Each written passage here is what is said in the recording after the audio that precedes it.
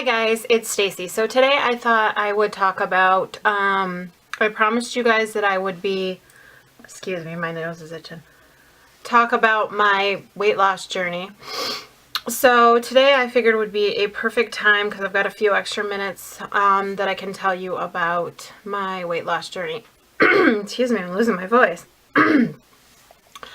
So all through, I guess, mid-20s up until my late 30s, which I am 38 years old right now. Am I 38? I think. Yeah, I'm 38. No. Yes, 38. Sorry, I'm getting lost. Anyway, I struggled with weight. I believe that my weight problem started back in my mid-20s when I decided to take a birth control supplement, which is Depo-Provera. I decided to take that because I thought that it would be nice to like not have a period, you know, and I guess that was all the hype back then when I was 25, 26. So I decided to take that, and then what happened is I took it for 3 months, and not to be disgusting, but I bled every day for 3 months. So I went back to the doctor and I said, I don't think this is going to work for me because I just bled for 3 consecutive months. You know, I think I should just go back on the birth control pill to help with my difficulty with menstruating and stuff. And she said, no, that's common. You know, that happens a lot. Let's try it for another 3 months. And I was really skeptical. And I said, well, I don't know if I really want to try it for another 3 months, but I decided I would try it for another 3 months. And I bled for another 3 months straight. And so after that, I went back to her and I said, no, I'm done. I'm not trying no more. I want to just go back on the birth control pill. I don't want to deal with this anymore. So she put me back on my pill. And then I guess towards the end of that year, I noticed that I had gained about 20 pounds. And I started to get a lot of fat deposits in my belly, which I had never had before. I mean, I always had a little tiny pooch, but nothing that you would even notice. Just something that I was always critical of myself. And then the next year, I put on another 20 pounds. So I had a total of like 40 pounds like instantly in 2 years.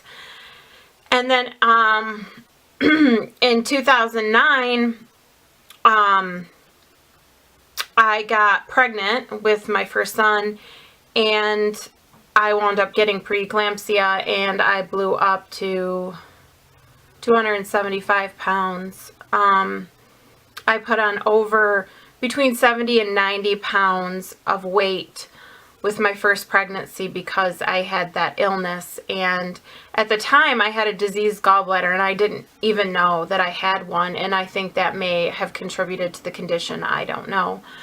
But anyway, I was put on diuretics after I had my son, and I got rid of, I'd say, all but 30, 40 pounds. And then my husband went overseas in 2010.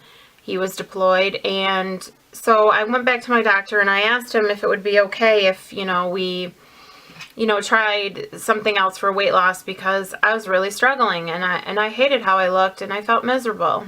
And you probably noticed because that's when my YouTube journey started, and I was very insecure, and I really needed an outlet, so YouTube became that outlet, which was really great for me, but did not help my weight loss at all. So yeah, he put me on a prescription weight loss pill, and I lost 25 pounds. So when it was said and done, I weighed around 218 pounds, and I was pretty happy with that for a little while, but that's all I could lose was the 25 pounds. I couldn't drop any more weight. And so I lived with that for a while, and eventually I put that 25 pounds back on. And then in 2012, I got pregnant for my second child, and that pregnancy I wound up with gestational diabetes, and I put on another 60 pounds, I think. 60 pounds. And when the pregnancy was over, I dropped 20 of it. So yeah, not that good. And so then I just decided that I was done. I couldn't lose weight. I felt like I was stagnant. Every weight loss thing I tried, everything I tried to eat right, I tried to do all kinds of stuff, and I just couldn't keep the weight off. So I went back to my doctor, and I said, doctor, I think I'm interested in bariatric surgery. And he said, well, are you done having children? And I said, yes. After the 2 complications that I had in both pregnancies, I'm not going to have any more kids. So he said, well, then it's a possibility for you because, you are morbidly obese. I'm not going to lie. I'm not going to sugarcoat it. You are morbidly obese. And I said, I had never really thought of myself as being morbidly obese. I knew I was obese, but I never really thought of myself as being that big, So that was really depressing to hear. So I went back to the doctor. The doctor, well, he sent me to a couple nutritionists here and there, but I just couldn't lose any weight. So then I went to, my first support group and my first information meeting about the weight loss. And I started with one medical group, which was my doctor's affiliated group. And I did most of the things that were required for my insurance. And I just felt like I was having to tell them, what to do next. I felt like I didn't have a game plan, or I didn't know what I was supposed to be doing. Nobody was really helping me. So I decided to look at my husband's medical group, because my insurance is through my husband, so why not give his group a try? So I went to my meeting last September, and I talked to them, and I told them, how I had started with my doctor's group and everything, and the requirements for insurance and whatnot. And they said, well, come to an information meeting. We'll look at your paperwork and we'll tell you what's required, what your insurance requires. So I did that. I went to my first information meeting, and they told me, what I needed, which was I needed to go to the information group. I needed to do a nutritional assessment, which involved the class and learning about nutrition. And I had to meet with the dietitian, and I've had to meet with her several times. And I had to have a psychological review to make sure that I was psychologically not impaired to be able to make that the decision for myself as far as, doing this surgery. And then, there was random. They wanted to know if I had an upper GI done, which I had done in the past because I've always had stomach issues. So that was nothing new. And I didn't need, some people require a sleep study. I didn't need to have one done because I don't have any sleep difficulties or I can't think of what they're called, but I don't have any anomalies with sleep or nothing. So I didn't have to have no sleep study, which would require a CPAP machine at night or nothing. I didn't need any of that. And I had to meet with a fitness specialist so that we could go over physical fitness and what they thought would be most beneficial and what I could easily, do or maintain or whatever. And then I had, just my monthly visits with my physician, and you had to attend support group at least once so you could see what other people that have gone through the surgery or have not gone through the surgery, that are contemplating the surgery, see what their experience is like, and they, cover different topics every month. What else did I have to do? Oh, I had to keep a food journal of everything I ate. And for me, my insurance covered 6 months. I had to do 6 months of nutritional therapy, which was meeting with a dietitian every month for 6 months and following their guidelines. And mine wasn't consecutive 6 months. It was just 6 months period. So I did that. And then too, with my insurance, my new insurance didn't cover the dietitian or the psychologist. So I had to pay for those out of pocket, which was not cheap.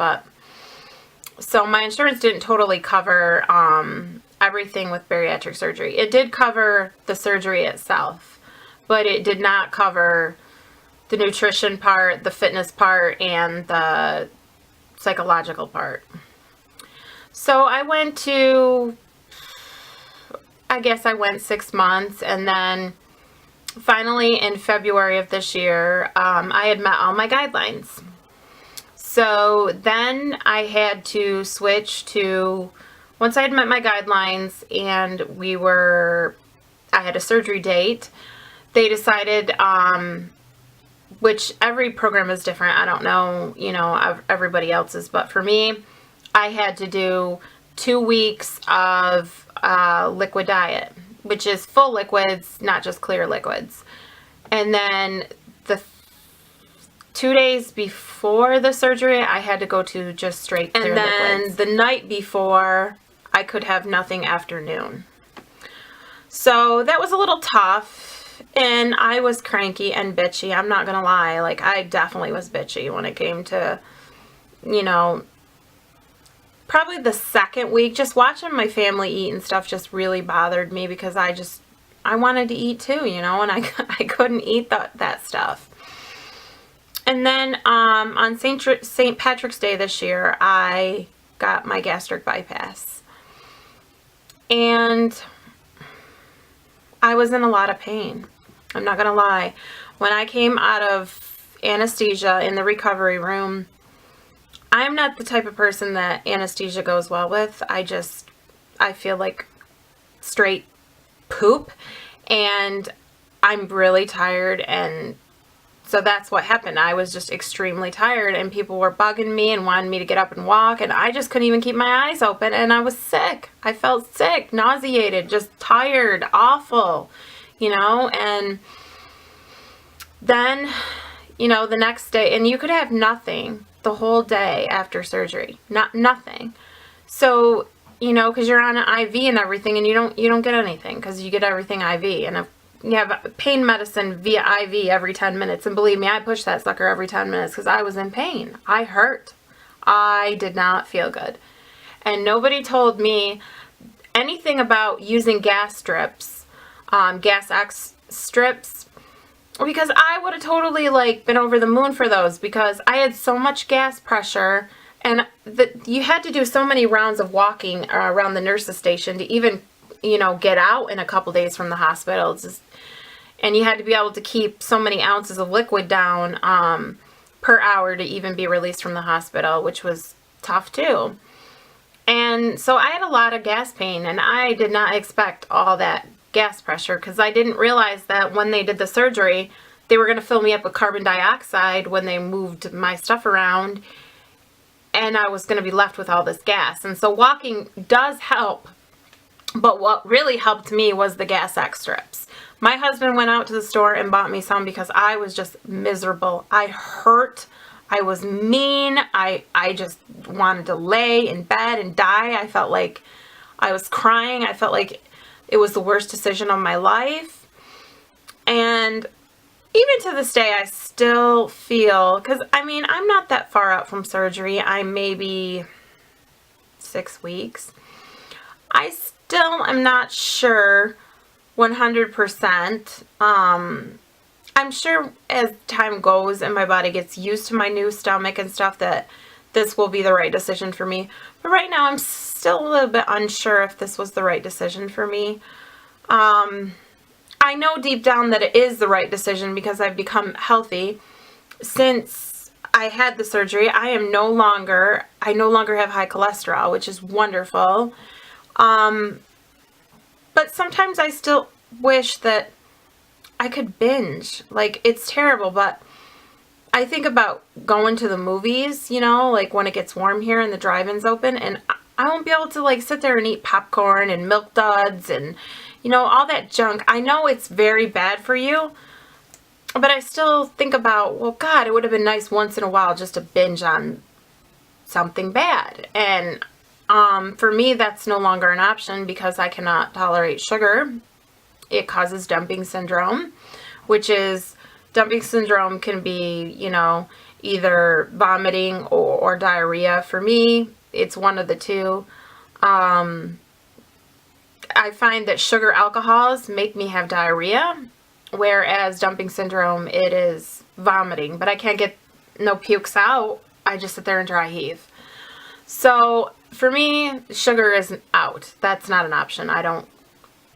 And carbohydrates, I can do those in small doses, but if I try to overdo those also make me have dry heaves and want to vomit. So in some ways, I feel kind of remorseful that I will no longer have that option to binge once in a great while, but I mean, it is for my best benefit to not be able to binge, but I mean, I don't know, if I could say anything about the surgery is just go into your surgery knowing everything. Like, fully prepare yourself. Really, really think about your life and if that is what you want to do. For me, getting healthy was the only option I had.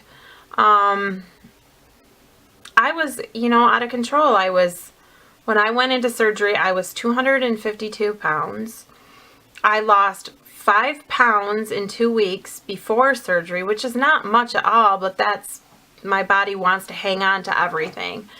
So on surgery day, I was 247.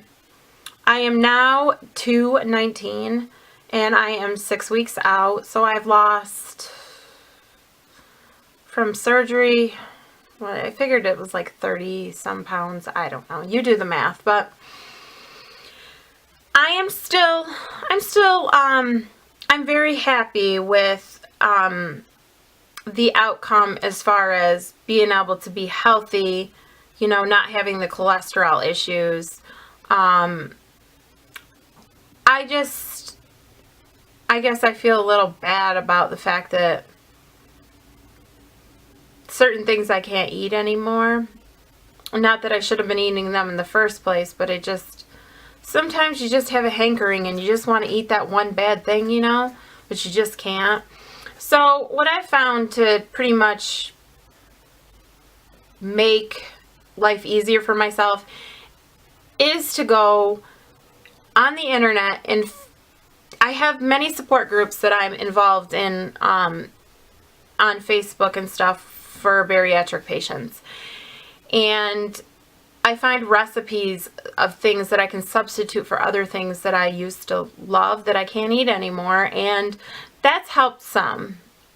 But you're still gonna have times, like, I thought for sure, I mean, I'm never really hungry. I have to really make myself eat. And getting all my supplements during the day is extremely hard for me. I have to have 3 calcium a day, and I have to have 2 multivitamins a day, and they have to be separated. I take the multivitamin, and then I gotta wait 2 hours and take a calcium, and then I gotta wait 2 hours and take another calcium, and then I gotta wait 2 hours and take another calcium, and then I gotta wait 2 hours and take another vitamin. And sometimes I don't get all my supplements in because I forget, or I get busy, doing stuff with my children, because my children always come first to me. So I don't always get all my supplements in that I should. And I know that my protein, I try very, very hard to get all my fluids in, though. That's the one thing, is I will stay hydrated, just because I've noticed that if I don't get all my fluids, my skin will get like the Sahara Desert and I feel like poop. So I will make sure I get all my fluids in. Protein is really hard too. You know, you can eat your meats and your cheeses and stuff like that, but sometimes I feel like I get bored. Like like I don't have enough options for like protein, and I'm sure like people can recommend stuff that like maybe I didn't think of. And another really huge thing for me is not portion size. It's actually slowing down and eating my meals slowly and allowing myself 20 minutes to eat at a time. Like I never, like it sounds disgusting, but I never did that before. I always just pretty much when I was hungry, I just inhaled my food, and you just you can't do that anymore. So taking small sips of things and small portions is really hard for me. And I still struggle with that. I don't know. I can't really think of anything I didn't cover. But I'll just, I'll just keep you guys updated or whatnot. Eventually I will show my pictures at some point when I'm a little further along in my journey. I will show like a montage, however you say that. Just a collection of all of my pictures of what I started, my weight I started with, and as I went along, and then in the middle, and then the end journey when I get there. But right now I'm pretty happy because I was almost up to a 3X in clothing before I started this journey, and that was disgusting. I couldn't live with that anymore. I just couldn't. And now I am down to an extra large and a 1X in most things, and I love it. It's great, and I can't wait till I drop more weight. But it is a journey, it is a process, and I don't know. So I just wanted to share that with you, and I wanted to let people know that they don't have to agree with my decision, and this may not be for you. This is not for everybody. I do have scars on my stomach from laparoscopic gastric bypass. I have 5 incisions on my stomach, but for me, it's worth it because I already had my gallbladder removed, and I had incisions from gallbladder, and I have scars from that, and I've had scars from C-section, and I have scars, not scars, but stretch marks and stuff from having kids. So for me, it's totally worth it. I never plan on wearing a bikini ever in my life, so I don't care. But yeah, so I just wanted to put this out there. Yeah, so that's it, guys. If you have any questions or you want to know anything, just leave the comments below. It's fine. Or you can private message me if there's anything that you don't want other people to know about but you have questions about. That's fine. I'm always open to answer questions or give you advice or anything that can help you in your journey. So yeah, have a good day, guys.